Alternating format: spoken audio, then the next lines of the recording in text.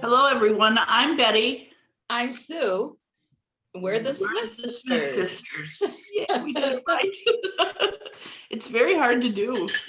Well, how are you doing, Suzanne?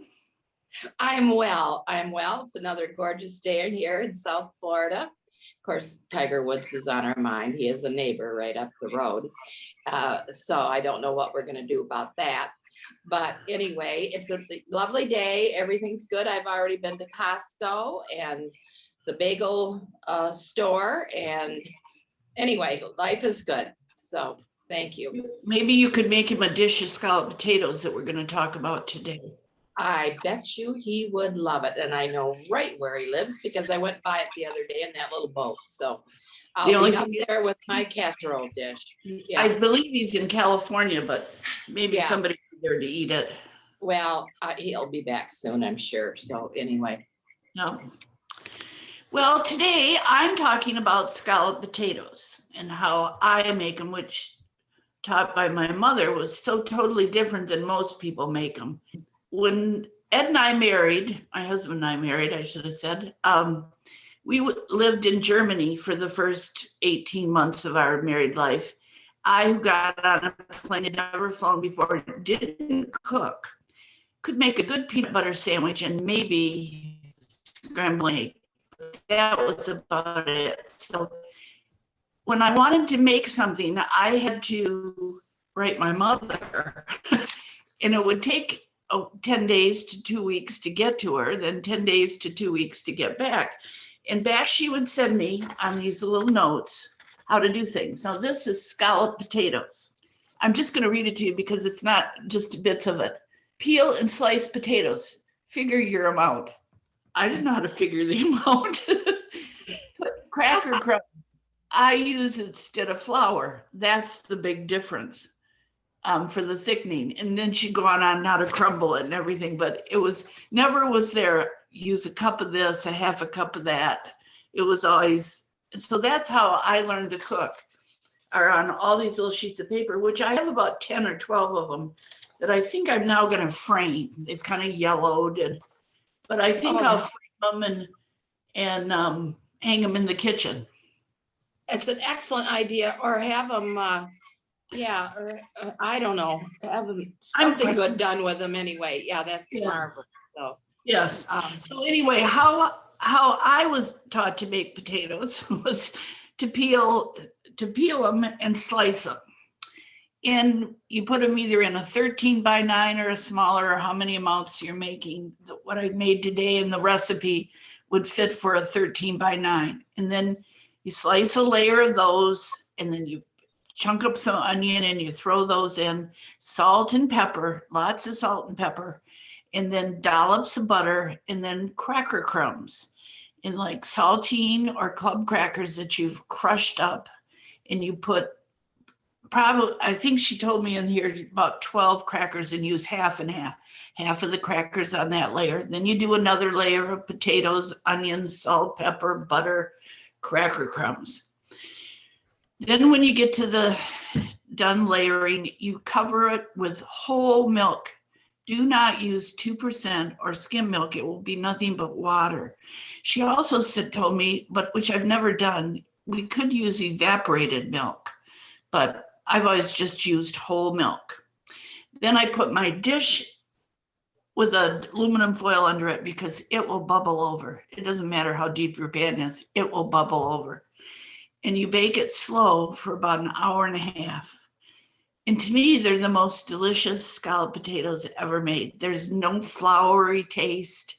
There's no, I don't know what it is. They're just, and they're good in salt and pepper. And potatoes soak up salt. So, and you can peel your potatoes maybe the night before, leave them in water covered. Don't salt them because that takes the starch out. And then slice them up in the morning and throw them all together. But That's how I was taught.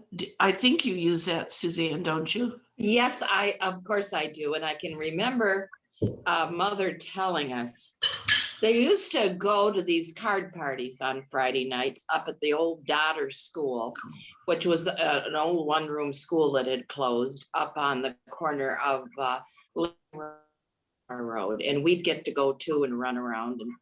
And I can remember having scalloped potatoes there made by some other wonderful farm woman and telling my mother that, oh, they weren't as good as hers. And she explained to me they probably used flour, not crackers.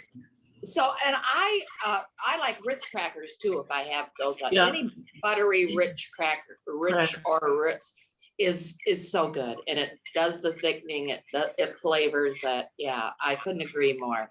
And if you want cheese on them, you can sprinkle cheese over the top. I've never done it, but no, I don't have to have cheese in my scalloped potatoes. So, yeah, and you can add ham or pork chops with it too, I guess. But so I'm going to try to show you how they come out.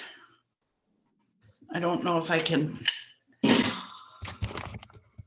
Wait. Oh, wow. They look delicious.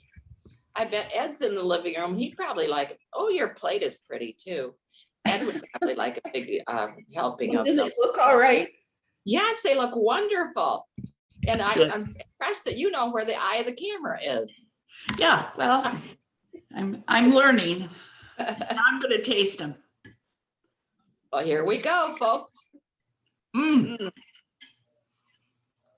going to have tonight scalloped potatoes and either pork chops or maybe meatloaf. Oh, that's not for meatloaf. But this was a dish that my mother made not only for us, but also if someone passed away, that she had to take dishes to. And my grandmother, did Grandma Smith make them this way, Sue? I don't remember. I remember her making scalloped potatoes, but I would expect that she did. Where that's where mother would have come by hers. I just have never thought about that. I love Grandma Smith made that wonderful hash brown, or what wasn't a hash, country fried potatoes, where she would fry up hunks of potatoes that had been parboiled and then pour in cream and just let them just sit in that cream. And of course we had cream from the farm. Every quart of milk that so I remember those rich potatoes, and I should try to do them again. How lovely they were. But I don't think we could do it because the pan had been used so much. I know. You'll see it on that stove, and she'd chunk up a little onion with it, but oh my gosh. We are potato girls. Yes, we are. If we were not feeling well, our mother would give us a potato because that would make you feel better. Boiled potato, baked potatoes, mashed potato. With butter, salt, pepper. Yeah. And I'm still that way. I mean, I did that to my children. Yeah. Have a little mashed potato, or let me boil you up a potato. I'm sure you'll feel better. Yeah, it's the truth. Yeah, it is. Yes. It's good. Well, it looked delicious. I can hardly wait. I have a neighbor that is having a bunch of family come in this next week, and I said I'm going to do either mini Sage's sloppy joes for you, or maybe I'll do you some scalloped potatoes and ham, knowing we were talking of scalloped potatoes today. So I'm going to do one or the other for all good Linden, Michigan recipes. So yes, very good. Yes, that's very true. Okay. Well, the ball's in my court for next week, and I better get myself added here. So thanks, Betty, and it's good to talk to you and see you. And yes, good to I see wish you would come down and visit me. So, well, you'll be home before you know it. So that's not what I said. I know. Okay. Well, I'm Sue. I'm Betty. We're the sisters.